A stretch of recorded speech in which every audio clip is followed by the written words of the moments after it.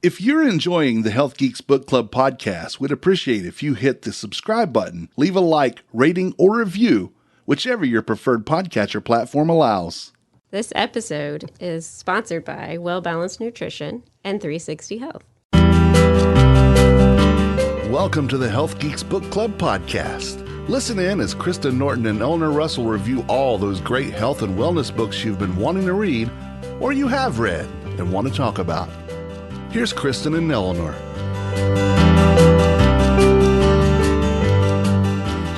Hello. We're out here in podcast land. We've been reading more books. I hope you've been reading some more books. Kristen, how are you today? I'm doing well. Excited to be here talking about health books. Oh, yeah. How about you, Tim? Oh, yeah. Oh, yeah. Yep. Have you been reading lately? You know what? Ooh. I have not, but my wife goes through a lot of books, and I get my shows mixed up. Was it the one that we had with the Organize Your Business, right? Yeah. Well, Establish Yourself. Well, my wife is reading that book now. Ooh, wonderful. Because Fantastic. I bought it for the Kindle, and she is now working with me at least for the next little bit, and then part-time beyond. But she's been reading that because I told her that this would be really good. And unprompted after that, she started reading it and has already started implementing stuff for my business and us. So It's found some value there. This is what we like hearing. Absolutely. You know, Kristen, I have joined a couple of book clubs in the last 10 years. You know, it seems like I was only reading one kind of literature. Mm-hmm. And it was pretty technical. And I had all these people saying, "Oh, you're kind of dull and boring. Don't you read that other stuff?" And so I said, okay, to push myself out away from what I would normally read, I got into these other groups. And I think it's really interesting to see how many people still are reading books. Have you bumped into that? I mean, it's not like we're losing books, even though we've got podcasts and YouTube and those sorts of things. I keep bumping into people who love the podcast because they get the gist of a book, and then if they get really excited about that, then they can purchase the book. Sort of like what Tim was saying. Yeah, absolutely. Well, I think he starts us off with, we'll read it and you can decide if you want to or not, right? Right. And he's not reading them, he said. well, I don't have to. Tell me all I need to do. But because, again, I will reiterate that reading for pleasure totally escapes me because I do not like reading at all. I will even skip articles, newspaper articles, and magazines and stuff. My ADD does not allow me to really pay attention. So if I'm listening to a book, I can't do that without reading along because my ADD, right. I start thinking of other things and I'm like 4 chapters behind. I'm like, wait, what? What was that? So I will read if I'm listening because that keeps me grounded and keeps me on pace because I'll skip ahead and all that. There's so many things wrong with me that I just, reading just escapes me as something to do for pleasure. And my wife will read, a book every 2 weeks, if not sooner, and she still works full time. So, well, I'll be honest, reading is hard for me, but I love learning. And so I want the information, but reading can be challenging. So I love the book club because I have that accountability to finish and be able to have that fun discussion about it. Exactly. And that's what I found in these other book groups. It's like we were reading some awful book. And I said, I can't wait to hear what you all have to say about it. And the conversations are great. And I think it does take our brains to a place they wouldn't go, and that's good for us. We know in health and wellness that if we continue to learn, it's healthy for us. Our brains need to be exercised. And so this idea of pursuing ideas is something that I've enjoyed. And as a younger person, I agree with Tim. I did not like to read. I would rather be active. I wanted to be out doing. And, you could sit at home and read, but, I got a bike, I got balls, I got, places to go. My little feet are going to carry me everywhere.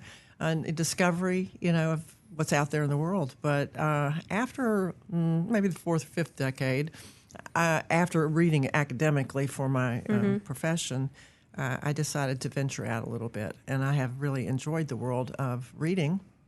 because it does bring me into contact with people who think differently than I do, who have other interests than I have. And I think that enriches my life. Yeah, absolutely. And opens up ideas I never would have come across, like lifespan. Still processing that one. Oh, God. That's going to be with me for quite a while. And enough on that one. I'm just kind of like eager to see what happens with that. But how else are you implementing or incorporating some of these ideas into your life or your community?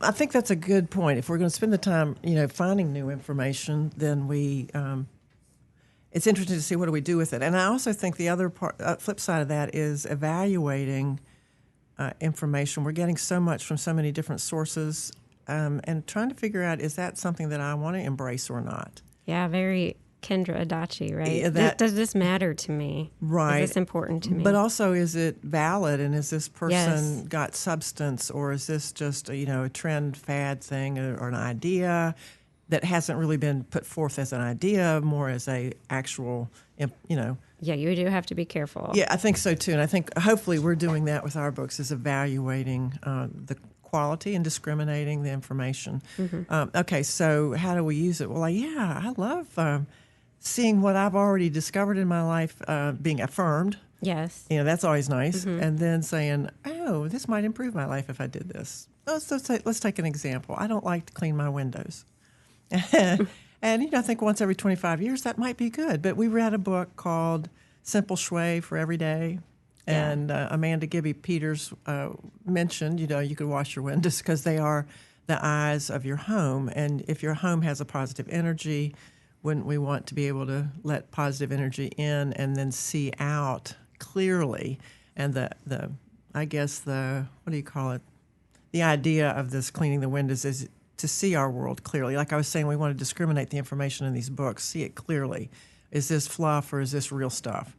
And I think, so anyway, I sell products that are non-toxic cleaners, and we talk about having, in the other book we read, Living Simply, mm-hmm. one of the ideas was when we see this in many of the books, is to reduce our chemical exposures. So some of the products I have are very nice to keep your home safe for your family and the planet. And so using them to clean my windows, oh man, I'm just one a day, and I'm not trying to do too many at one time. And Eleanor has this challenge that she invites everybody into her community, and I love it. She shows up every day and says, look, I cleaned a window. How are you doing?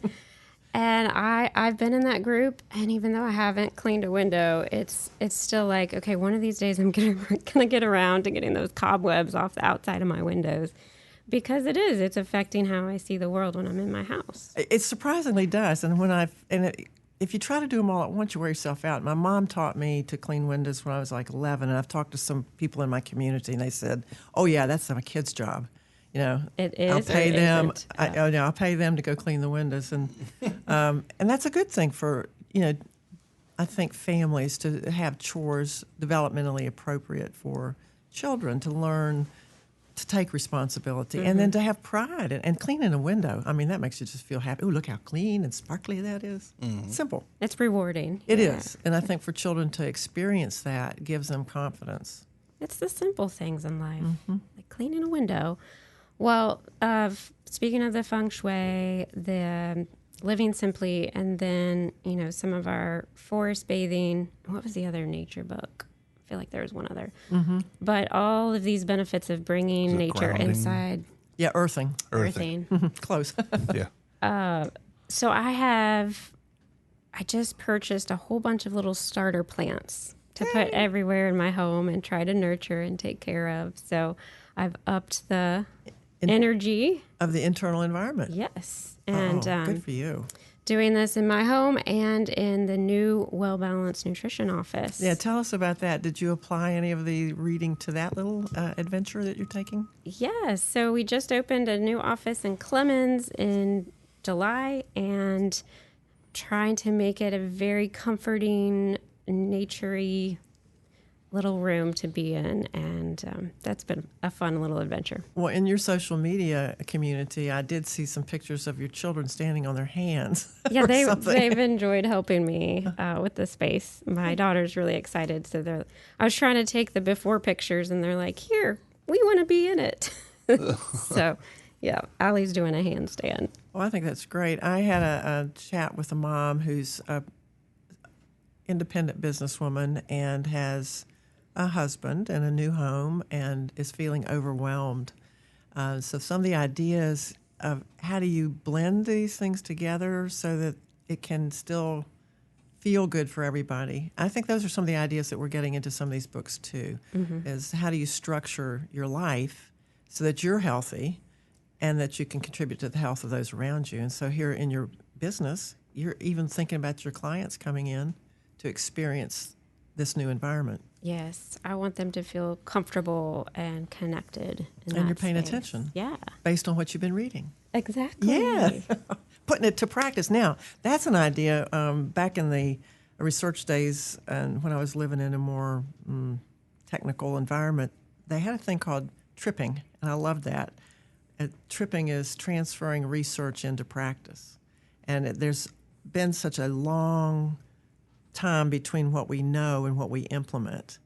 And this group of people are saying we need to shorten that because we know some things, but they're not in practice yet. And so many people would benefit if we could shorten that time thing. So I was thinking about the COVID vaccinations, you know, how fast we got those out because we got rid of some of the red tape.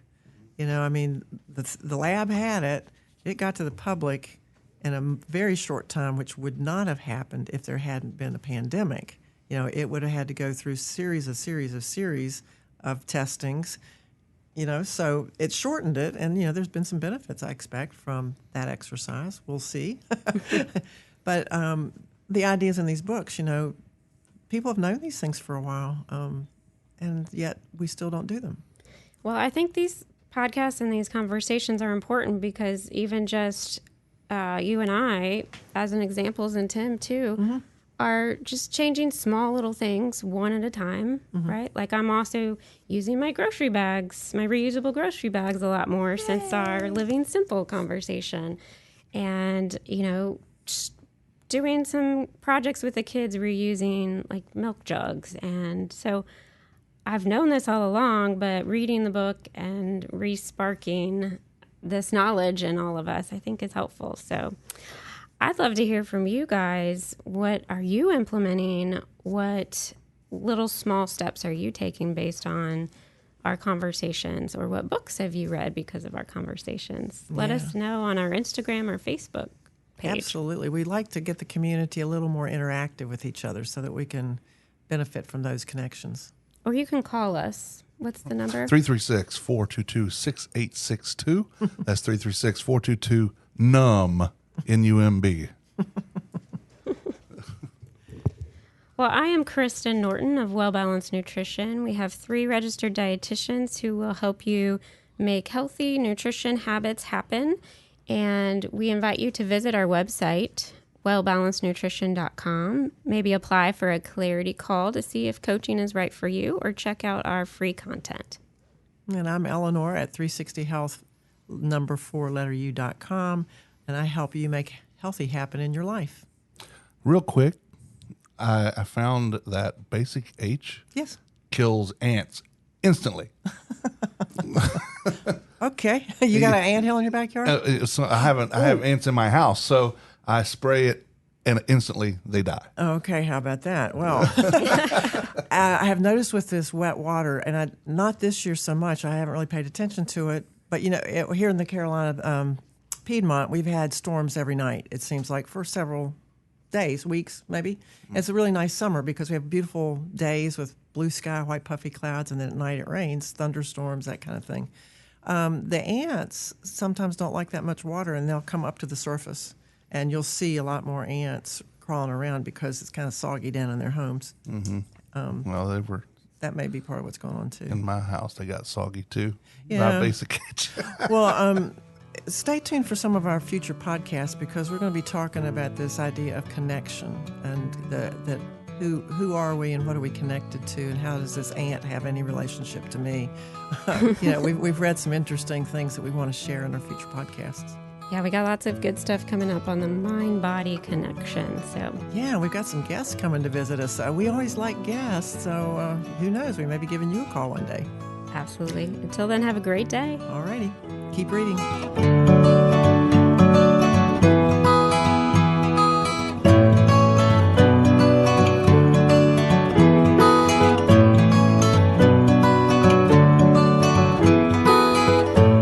The views and opinions stated in this podcast are solely those of the contributors and are not necessarily those of our distributors or hosting company.